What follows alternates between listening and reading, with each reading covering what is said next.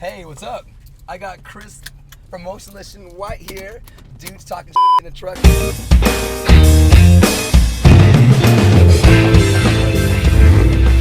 What's going on, Chris, man? Welcome back. I know you just finished up a really cool tour with Atreyu, your boys. Day. Yeah, dude, you know what? This is the last day? Well, this is the last day of the tour was 2 days ago. This is the last day of being out on the road, and then we're off for 2 months. Nice. Well, you guys are getting ready for a new album, but tell me, how did the tour go, man? Tour is great. Yeah. The Atreyu guys, it's so crazy to me because Atreyu is like a band that I used to see when I was in high school. So just going on tour with them now, all these years later, is so it was my life, you know. Wow, that's so cool. Yeah, getting to see them play and hear old songs that I remember going to see them play many times is such a cool thing. Chris, but you've had so many of those type of experiences. I mean, I remember seeing you guys on tour with Korn. Yes. And Slipknot, and so many other bands that you guys have been out with over the years. It must freak you out as a massive fan. It's so, what's cool about music to me is it never lost its allure or anything. It's always been, I'm still a fan first more than I'm in a band. So the band is like an extra extension of being such a fan of music and all these bands, and I think that's why I still fanboy out. People make fun of me so much because I'm such a fan. And, dude, don't listen to them, Chris. People make fun of me all the time too. And in this position, I get to, like you, I get to meet a lot of my idols, right.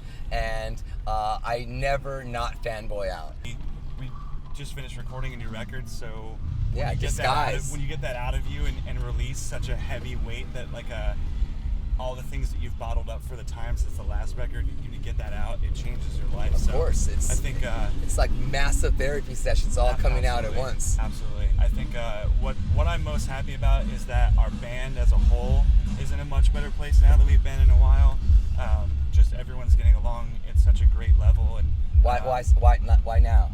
I think it's just, you do it so much, and we all started this band or have been in the band since we've been really, really young. So as you grow older, your interests change, you grow with each other, you grow apart from each other in certain ways, and it's just, oh damn, we are off-road. Yeah, bro. And it's hard to constantly line up on everything, and I think we just kind of let small things build up to a point where thankfully there wasn't an explosion, but we let it build up to a point where we needed some time apart. We took that time apart. We got together, talked everything out, and now things are great. No, some kind of monster therapy sessions making it into God. A documentary. I love it. I thought that was the coolest thing. I thought getting to see that a band like Metallica can have those types of issues. Same as you. Yeah. It's gnarly. I mean, they're just like all of us. I mean, they're regular people, but they're not really. They're Metallica. So that it is really crazy. So Scranton, Pennsylvania. What was it like? Is that where you're from? Yeah. And what was it like growing up there? I've been there a few times. I've been out to a few shows at that amphitheater out there. It's pretty cool. Montage. Yeah. The home of Breaking Bad. It's pretty basic. I mean, there's not really anything about it that stands out, and there never was until The Office came along and is filmed set to take place in Scranton. So that's what most people know it for. It's very, very basic, very low key town. There's enough of everything that you need, but it's kind of small community. My friends in school, we didn't have too many friends outside of the music scene because it was so small, but it was massively thriving. Yeah, there were shows all the time. So I think local and national. Yeah. There was a couple venues, and one of them called Cafe Metropolis that I've seen bands that blew up there for 50 people. I saw My Chemical Romance at Cafe Metropolis for 50 people before. It was such a cool music scene that tons of bands would come through, and that's kind of what helped propel me into the music scene. What was your first show? First show ever was at that amphitheater you were talking about in Montage. It was No Doubt. Oh, right. Yeah, No Doubt. No Doubt's awesome, man. They're so sick. Yeah, they're so cool. The Tragic Kingdom record, it was the biggest thing ever when I was in school, so everyone went to that show. And what was your first job out there in Scranton, Pennsylvania? And how old were you? Oh my God. My first real job was I worked in the toy department at Walmart. Oh, that's cool. Chris I can from totally Toys. see you. Chris from Toys. And how long did you work there? It's probably a good job. Walmart's a good job, right? I mean, at the time it was great. I was considered a yellow dot, so I got to go home. I couldn't work past like a certain, I think 10 o'clock at night, so I didn't have to stay late like other people did. I was still in school, so it sucked. The days were like you woke up, and this is another reason why I'm like so grateful I get to do what I do now. The days where I'd have to wake up and go to school knowing I had work right after was like absolute hell. So anytime I ever think of like a moment where I'm like, God damn it, this sucks now, I'm just like, well, you could be, at Walmart going to school doing all that stuff again, and I'm very grateful that I don't. Did you hang out with the metal kids? I mean, were you wearing the black T-shirts? Did you actually did you wear like makeup and stuff back in the day? In high school it started.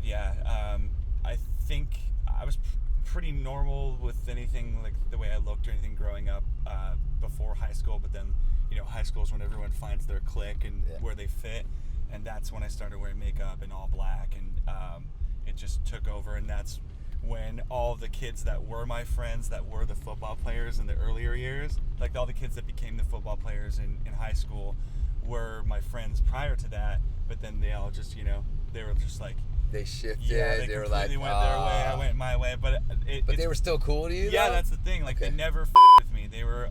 It was only the kids that I didn't grow up with in school that bothered me, but at least the ones that I knew growing up through earlier years never with me. So the new album, dude, we are playing 2 new songs from Disguise. It's coming out this June. Roadrunner. I love Roadrunner. Tell me the album. I mean, we talked about it earlier, but I mean, what can fans expect? I think the best thing I can say about this one is it's like a combination of every era of the band that we've ever experienced or experimented with. I think from 2010, our first record, till now, there's been noticeable shifts. Our fans, acknowledge that there's been shifts within our music, and even though it always remains true to the roots and to some level, we really wanted to have a record that represented each era of the band, and then of course showed the next phase and the new side of what we have to offer. So I don't know, I think it's the best one, not just because it's new, but just because it's like the best of everything we've ever done. And so this is the first time we've ever done a record that even moderately sounds like the last one, which most bands are like, we don't want to write the same record twice, and I don't think we did, but it does sound the most alike to the last one and the last one and the last one, and that's kind of unique in its own way to me, at least. So I think fans are going to really like it. And what's next for you guys?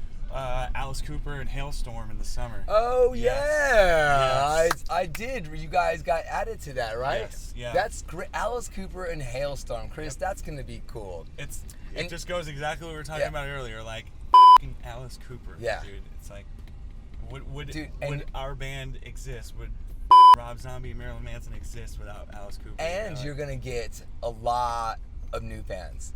Because Alice Cooper fans are going to be like, who's this? Is this your bus right here? It's close enough, yeah. Oh, no, which one is your bus? Right over there. Oh, yeah. Hey, guys. I'm dropping off with the wrong bus. Hey. It's the one with the red car right over there in front of it. Oh, yeah. I think what's cool, the most awesome talking point, I guess, for me would be a lot of our fans are younger. I think that when they come out, they're going to be able to bring their parents, and there's going to be that generational bridge. That. Yes. And that's what I enjoy the most. So that is the cool show for everybody. That's so cool. Well, Chris, dude, this was a cool hang with you, man. I love it. I feel like I learned a lot, man, just talking a little with you backstage here in North Carolina. Chris from Motionless and White. New album coming out this June, Disguise. And we always got your back, brother, man. Jose, it's Thank a you pleasure very much. time. Yeah.